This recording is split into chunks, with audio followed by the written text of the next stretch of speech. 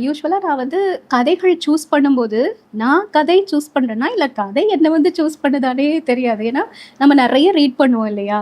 சில கதைகள் நமக்கு பிடிக்கும். சில கதைகள் படிச்சாலும் புரியாம கூட இருக்கும். சில கதைகள் படிக்கும் பொழுது நல்லா இருக்கிற மாதிரி இருக்கும். ஆனா, நம்மளால சொல்றதுக்கு அது சூட்டபிளா இருக்காது. இதெல்லாம் தாண்டி சில கதைகள் தான் நம்ம மனச வந்து ஆழமா தொடும். அப்போ கதைய வாசிச்சுட்டே இருக்கும் பொழுது, அதுல இருக்கக்கூடிய ஏதாவது ஒரு பத்தி, இல்ல ஏதாவது ஒரு வரி எனக்கு ரொம்ப பிடிச்சிரும். பிடிச்சிருந்ததுன்னா நான் திரும்ப வாசிச்சு பார்ப்பேன். அப்போ அந்த கதை வந்து நம்ம மனசோட நல்ல நெருக்கமாகுற மாதிரி தோணும்.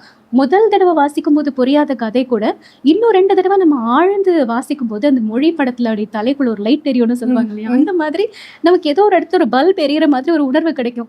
வாவ்! இதுதானா? அப்படிங்க அந்த அந்த ஃபீல் வந்து அது இலக்கியம் மட்டும் தான் அந்த சந்தோஷத்த கொடுக்க முடியும். வேற எதுவுமே நமக்கு அது குடுக்கவே முடியாது. அப்படி எனக்கு ரொம்ப கதைகள் மனசுக்கு பிடிச்சதா இருந்ததுன்னா, அந்த கதைகள சூஸ் பண்ணி, ஓகே இத சொல்லலான்னு ஃபர்ஸ்ட் முடிவு பண்ணிடுவேன். பண்ணுனதுக்கு அப்புறமா அதுக்காக ரொம்ப ப்ரிப்பேர் பண்ணுவேன்.